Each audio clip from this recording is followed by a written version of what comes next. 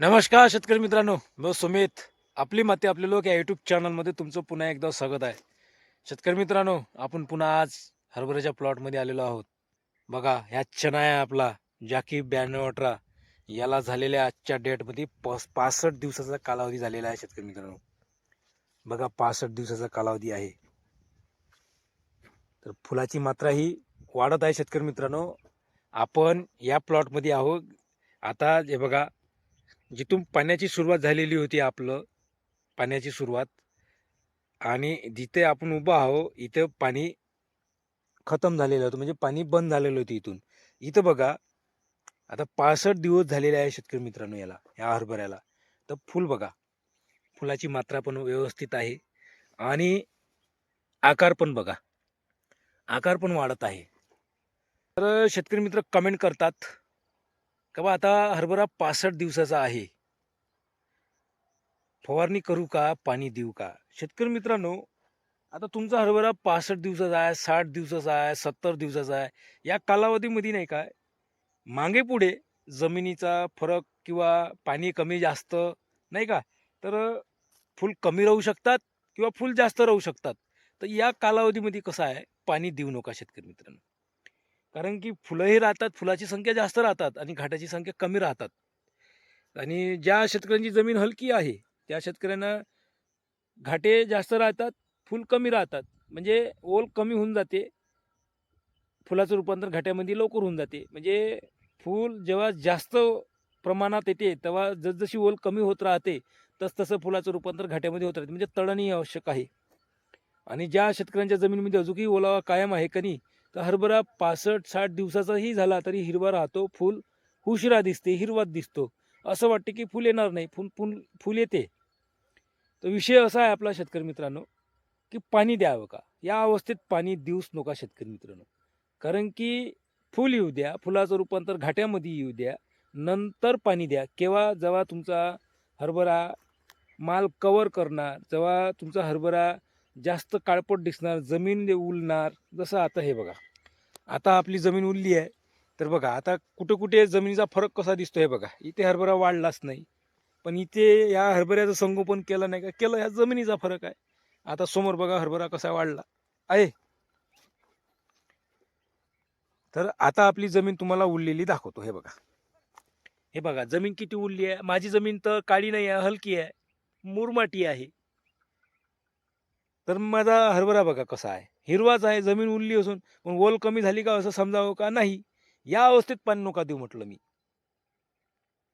तर ज्या शेतकऱ्यांनी पाणी दिलं असेल ना हरभऱ्याला फुलावस्थेत, त्या शेतकऱ्यांनी विचारा काय फरक पडला.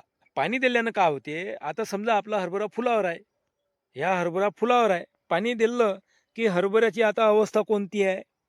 फुल येणे, घाटे येणे, घाटे पकवणे, ही अवस्था आहे. आता या अवस्थेत जर आपण पाणी दिलं तर ही अवस्था पूर्ण चेंज होईल आणि पुन्हा इथून आगोरे काढणार, पुन्हा इथून नवती काढणार चना वाढेने आणि हरभरा स्टॉप होणार, पुन्हा पूर्ण स्टॉप होणार. आता पाणी द्यायची आवश्यकता नाही हरभऱ्याला. बघा ना, आता माझा हरभरा 65 दिवसाचा आहे. फुलाची मात्रा बघा कशी आहे. हे बघा, फुलच फुल आहे बघा, फुल येतात. ज्या शेतकऱ्यांच्या हरभऱ्याला फुल नाही करतात की माझा हरभरा 55 दिवसाचा आहे, 60 दिवसाचा फुल नाही, फुल येईल. जसजशी तुमच्या शेतातली ओल कमी होत राहील ना, तर फुल येईल. आणि दुसरी कमेंट करतात किंवा हरभरा म्हणजे ढगाळ वातावरण आलेलं आहे, फवारणी करू का? नाही, हे वातावरण चालूच राहणार, पण आपल्या पिकामध्ये कोणती बदल होत आहे, कोणता रोग आहे, या रोगाचं निरीक्षण करून फवारणी करा, विनाकारण फवारणी करू नका. आणि नंतर कमेंट येतात की माझा हरभरा 70-75 दिवसाचा झालेला आहे, भरणीसाठी फवारणी करू का? तर बघा, तुम्ही भरणीसाठी फवारणी करू शकता, पण नॅचरल निंदाच हरभरा भरतो. फक्त याला काय पाहिजे? ओल पाहिजे. आता 70-75 दिवसाचा हरभरा आहे, 60-65% घाटे असतील. ज्या शेतकऱ्यांना 80 दिवसाचा हरभरा झाला असेल तर 80% घाटे असतील. थोडासा पिवळसर दिसत असेल, नाही का, कुठे सोंगणीसारखा दिसत असेल, तर या कालावधीमध्ये तुम्ही भरणीसाठी ओल कमी जर पडत असेल, शेंड्यावरचं फूल जळत असेल, शेंड्यावरचं फूल जळते, या कालावधीमध्ये नक्की ओल कमी पडते जमिनीत आणि झाडाचं आयुष्यमान कमी होते. तर फक्त आपल्याला काय द्यायचं आहे, 2 ते 2.5 तासाचं पाणी द्यायचं आहे. नुसतं जमिनीतूनच ओल नाही घेत, ते आपला हरभरा नाही काय, या खोळावाटे ही पाणी शोषून घेतात. तर साधारण 2-2.5 तासाची शिप पाहिजे शेवट. तर अशा पद्धतीचं नियोजन केलं शेतकरी मित्रांनो तर नक्की आपल्याला फायदा होतो. हरभऱ्याला काही जास्त पाण्याची आवश्यकता नाही आहे, जास्त फवारणीची आवश्यकता नाही. याची अवस्था पाहून आपल्याला व्यवस्था करणे फार महत्त्वाची आहे.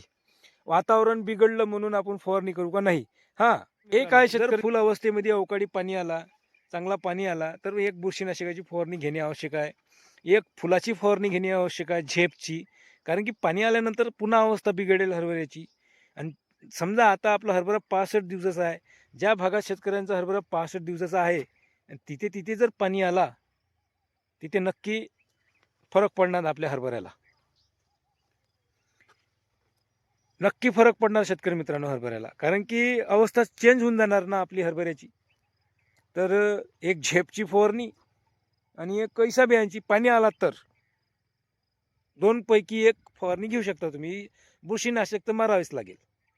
आणि ज्या शेतकऱ्यांचा हरभरा आता 70-75 दिवसाचा आहे, माल पकडला आहे, 65-70% घाटे झालेले आहेत, त्यांनी फक्त बुरशीनाशकची फवारणी करावी, झेपची फवारणी करू नये.